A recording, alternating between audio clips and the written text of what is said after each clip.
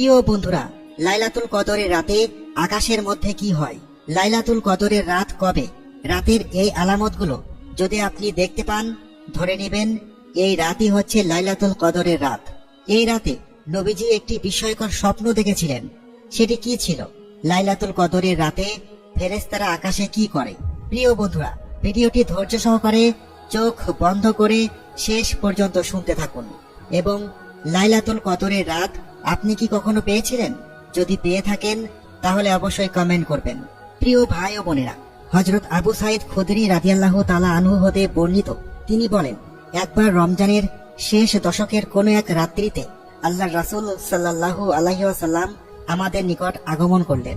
রাসূল সাল্লাল্লাহু আলাইহি ওয়াসাল্লাম আমাদেরকে বললেন, আজ রাতে আমি স্বপ্নে দেখেছি আমি পানি এবং কাদার মধ্যে সেজদা করছি। অতএব সেই রাতে বৃষ্টি হয়েছিল। এটি লাইলাতুল কদরের একটি অন্যতম নিদর্শন। এরপর আল্লাহ রাসূল সাল্লাল্লাহু আলাইহি ওয়াসাল্লাম বললেন, যারা ইতিকাফরত আছো তারা মসজিদে চলে আসো। তাই আবু সাঈদ খুদরি রাদিয়াল্লাহু তাআলা আনহু বললেন, আমরা সবাই মসজিদে এক জায়গায় জড়ো হলাম। আমরা যারা সেখানে উপস্থিত ছিলাম সবাই আমাদের ইতিকাফ চালু রাখার জন্য মধ্যরাত্রিতে মসজিদে আল্লাহ রাসূলের সামনে জড়ো হই। তিনি আরো বললেন, আমরা আকাশের দিকে তাকিয়ে দেখতে পেলাম আকাশ সম্পূর্ণ পরিষ্কার, সেখানে কোনো মেঘ নেই। রাতের আকাশ সম্পূর্ণ মেঘমুক্ত এবং নির্মল ছিল, এবং এটিও লাইলাতুল কদরের অন্যতম একটি নিদর্শন। তারপর তিনি বললেন, আমরা সবাই মসজিদে ইতিকাফ করতে সমবেত হলাম, এবং তিনি বললেন, হঠাৎ এক খণ্ড মেঘ আমাদের উপরে এসে পড়ল। সুবহানাল্লাহ, আকাশ সম্পূর্ণ পরিষ্কার, শান্ত রাত্রি, কোনো বৃষ্টি ছিল না, অথচ এক খণ্ড মেঘ আমাদের মাথার উপরে ভাসছিল। তারপরে বৃষ্টি শুরু হলো। আমরা সবাই সালাত আদায় করতে শুরু করলাম। আল্লাহ রাসূল সাল্লাল্লাহু আলাইহি ওয়াসাল্লাম আমাদের ইমামতি করছিলেন। তার রাতের সালাত ছিল দীর্ঘ এবং সুন্দর।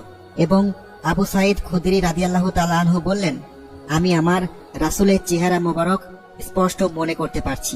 তার চেহারাতে কাদা লাগানো ছিল। সুবহানাল্লাহ। প্রিয় দর্শক, এটাই ছিল সেই স্বপ্ন যা আল্লাহ রাসূল সাল্লাল্লাহু আলাইহি ওয়াসাল্লাম দেখেছিলেন। যাই হোক, এখন সেই প্রসঙ্গে আসি যে এই লাইলাতুল কদরের রাত মূলত কোনটি। এক হাদিস অনুযায়ী সেই রাত ছিল 23শে রমজানের রাত। যদিও এই রাতে লাইলাতুল কদর হওয়ার বিষয়ে নিশ্চিত কোনো প্রমাণ নেই। সবচেয়ে শক্তিশালী এবং দলিল নির্ভর বক্তব্য হচ্ছে, ইসলামিক স্কলার বলেছেন, আমরা জানি না লাইলাতুল কদর কোন রাত্রিতে হবে। এটা কি 21শে রমজানে, 23শে রমজানে, নাকি 27 রমজানে? বিশেষজ্ঞদের মত হচ্ছে এটি কোনো নির্দিষ্ট তারিখে সীমাবদ্ধ নয়, এবং এটি রমজান মাসের শেষ দশকের বেজোড় রাত্রিগুলোতে যে কোনো এক রাত ঘটে থাকে। এক এক বছর এক এক তারিখে ঘটে থাকে। এখন আমরা কিভাবে বুঝবো যে লাইলাতুল কদর কোন রাত্রিতে হচ্ছে? কি কি নিদর্শন দেখলে আমরা ধরে নেব এই রাত্রিটি লাইলাতুল কদরের রাত? আল্লাহ রাসূল সাল্লাল্লাহু আলাইহি ওয়াসাল্লাম বলেন, লাইলাতুল কদরের রাত্রি হবে অত্যন্ত স্নিগ্ধ কোমল, শান্ত রাত। এই রাত্রিতে খুব বেশি ঠান্ডা থাকবে না এবং খুব বেশি গরমও থাকবে না। এই রাতের আবহাওয়া অত্যন্ত প্রশান্তিদায়ক হবে। এই রাতের ভোরবেলা সূর্যের আলো হবে অনেকটাই নিষ্প্রভ। সূর্য খুব বেশি প্রখর আলো এবং তাপ দেবে না। সূর্যের আলো অনেকটা লাল আকার ধারণ করবে। এই কারণে আপনি অনেক মানুষকে দেখতে পাবেন, তারা প্রতি রমজানে ভোরবেলা সূর্যের ছবি তোলে এবং সেগুলোকে সোশ্যাল মিডিয়াতে শেয়ার করে।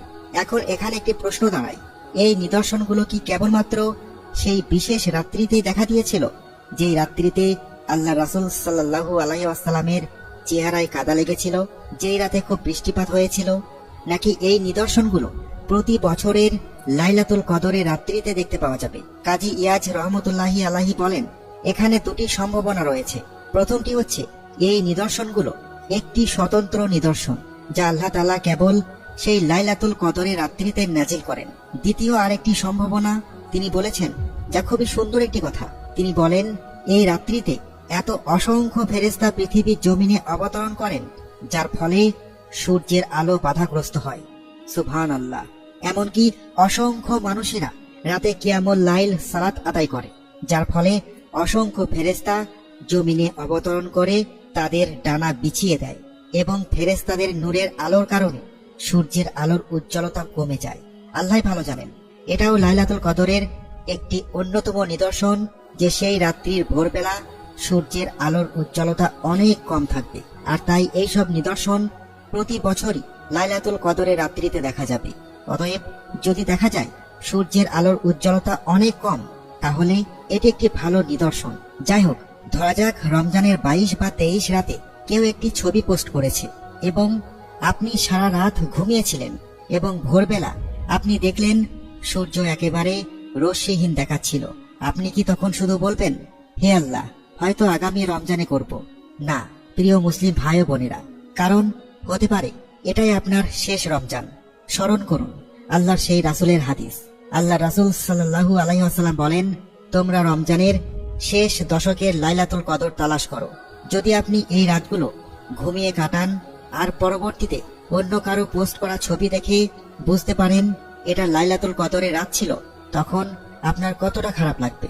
মূল কথা, আল্লাহ তাআলা এই রাতটির বিষয়ে গোপন রেখেছেন, যাতে করে আপনি এই রাত অনুসন্ধান করতে গিয়ে বেশি বেশি আল্লাহর সন্তুষ্টির উদ্দেশ্যে সালাতে দাঁড়িয়ে থাকেন। আর মনে রাখবেন, এই রাতের সবচেয়ে শ্রেষ্ঠ অংশ হচ্ছে রাতের শেষ অংশ, যদিও প্রতিটি রাতের শেষ ভাগ সবচেয়ে বেশি মূল্যবান। অতএব লাইলাতুল কদরের রাত্রিতে সবচেয়ে গুরুত্বপূর্ণ সময় হচ্ছে রাতের শেষ তৃতীয়াংশ।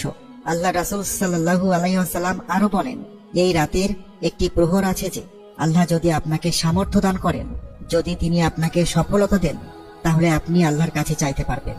আল্লাহ তাআলা আহ্বান করেন তার কাছে দোয়া করার জন্য এবং সেই দোয়া আল্লাহ তাআলা কবুল করে থাকেন। এই সময় আপনি আল্লাহর কাছে যা চাইবেন, আল্লাহ আপনার দোয়া অবশ্যই কবুল করবেন।